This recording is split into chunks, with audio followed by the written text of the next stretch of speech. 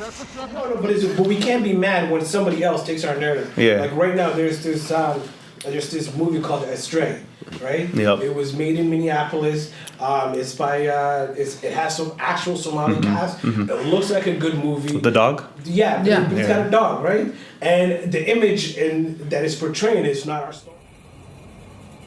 adduunkan wax yariisan joogay wax badanna waa arag hooyo maxaan kaaga fariisamaada nin weyn baan hawaysda bariya deystabir isku filow qof ma iyaar walaalka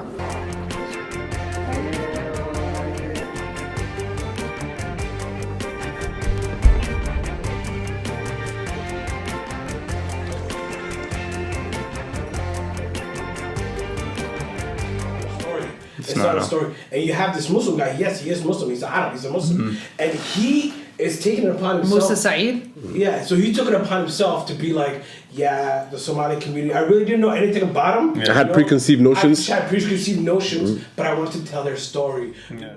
My name is Musa Saeed. I'm the writer and director of Astray.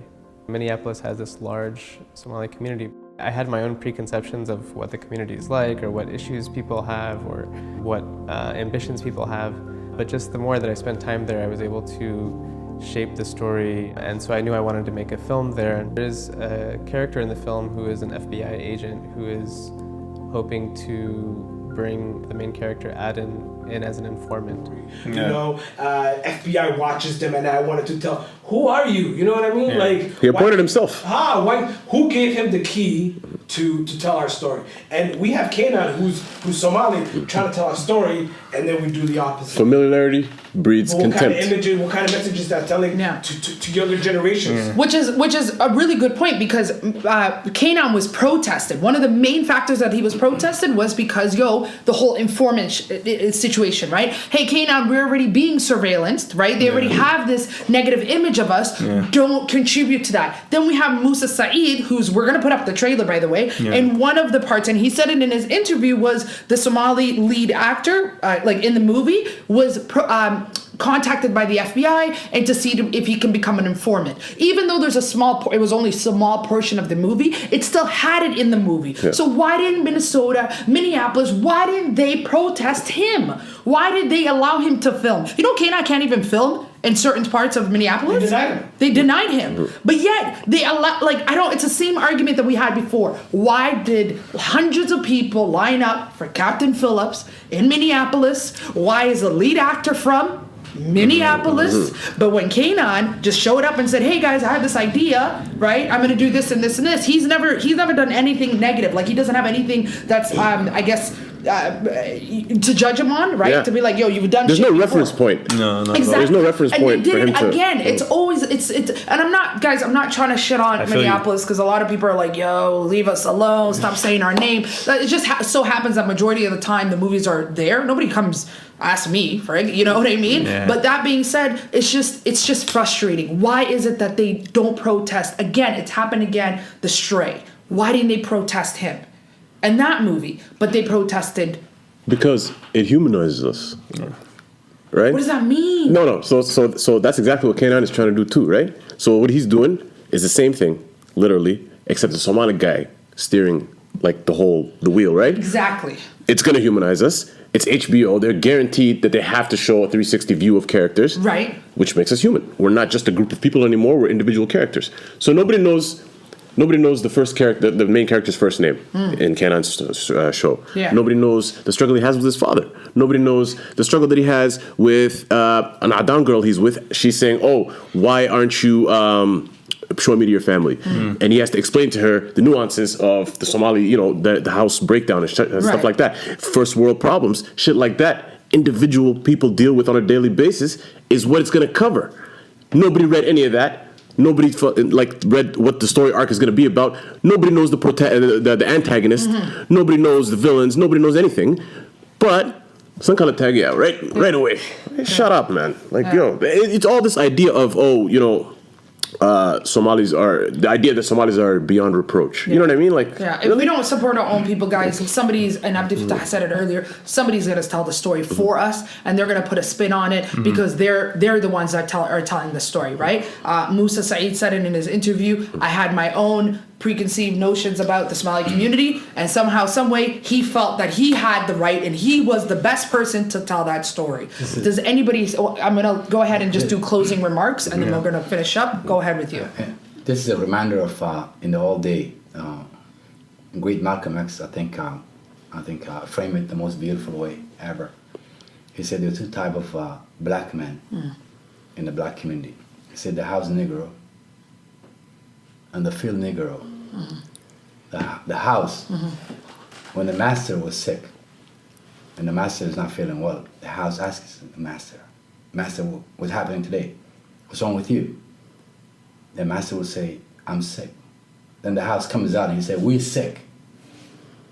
That's exactly what I'm saying. Sam Jackson in Django. Yeah, I mean, like you take it up on Canaan, but this other dude, whether he's Arab or Indian background, He's what is he? I think He's Pakistani. Pakistani. Anyways, he's non-Somali. I'm not sure. Non-Somali, or even Captain Phillips. You know what I mean? And I know, and I hang out with Barakat Adji. He's one of the most beautiful souls in the entire world. I know him well. He's a great guy.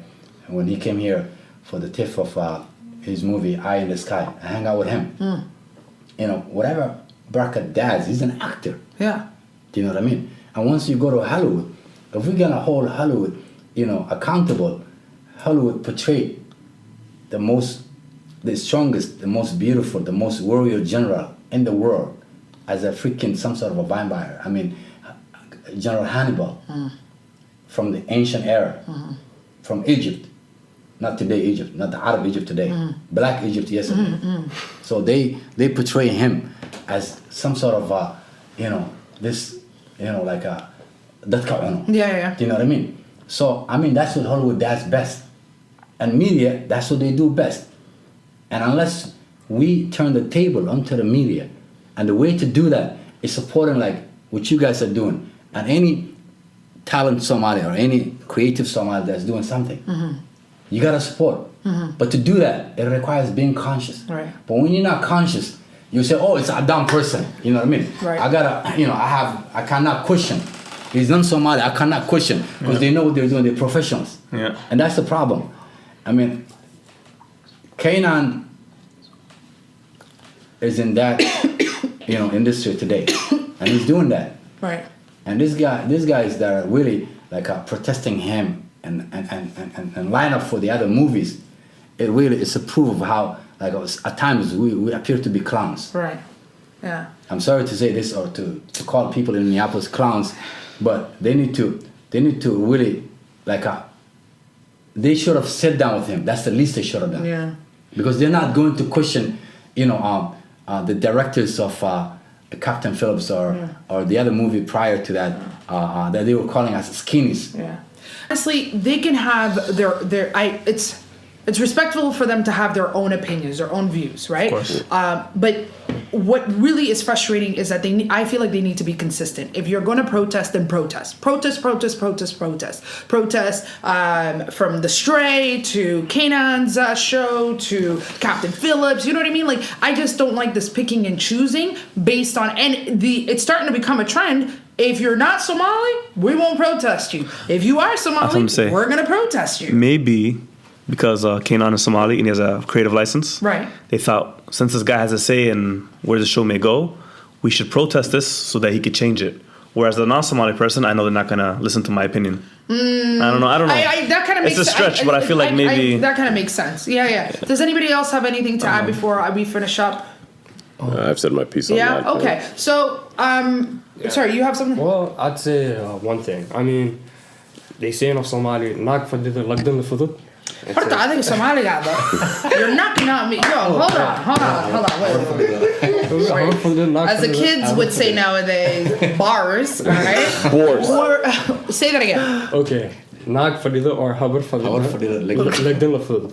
Okay, what does that mean? good. Translate it. Okay, basically it means it's easier for a sitting lady to commentate on a fight or to talk on a fight. Okay. She's watching a fight. Yeah. And I say this because, you know, nowadays Somalis, especially us, we want to protest or attack anything that another Somali person does in a positive light. It could even be some like Kenan taking creator license. And I just want to challenge it and apply it to everything, not just the protesting movies and stuff. Especially for the up and coming generation, if we feel like someone's not doing something the right way, don't attack them.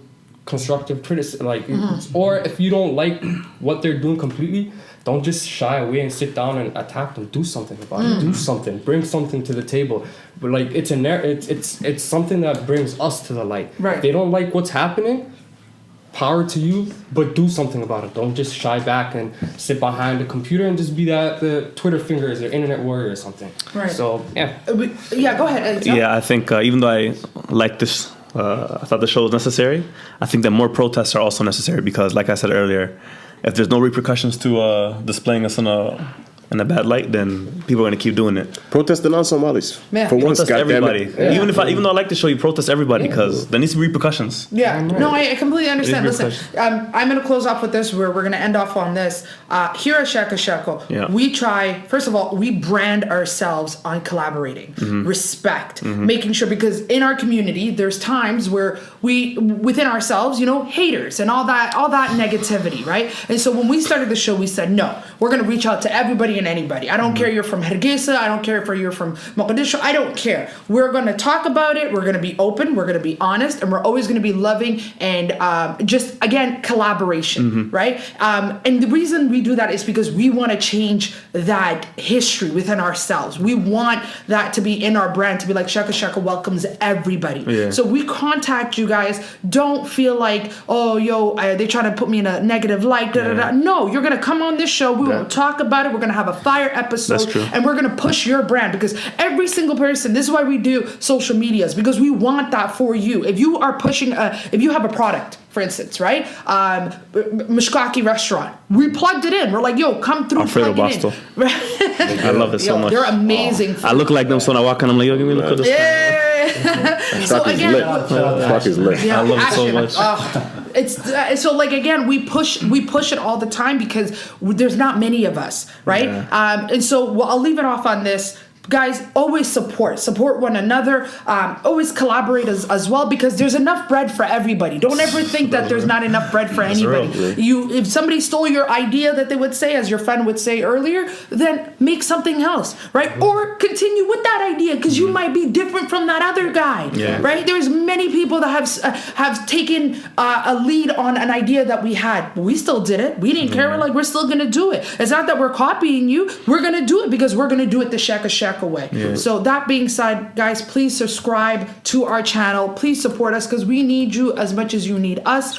And please subscribe to all the other YouTube channels, all the other people from Agasso's line, that she has a hijab line as well. Magnificent. I don't wear hijab, but bro, the day I do, I'm going there. You know what I mean? I'd like a discount, but that's just because I'm broke. But that being said, Dalsor channel, guys, check them out. We're gonna put a link on the bottom. We're also probably gonna put some type of just a clip so you guys can see it as well. We're gonna get them to that 20,000. Inshallah, we're gonna get them to that 20,000. I dare and I challenge every single person that watches this episode. If we get a minimum, listen, we don't get ridiculous hits. Sometimes it happens. If we could get 5,000 people to watch this episode right now and go on Dalsor and just contribute $10, we're flying, right? So this is what I challenge, guys. Shout out to them, and again, support, collaborate, and again, spreading love. Somali Nimble, let's bring it back. All right, this is Sheeko Sheeko, another episode. I'm your host, Queen Book. Everybody here, thank you so much for coming on. There's going to be social media on all of their information on the bottom. Until next time, peace. Peace.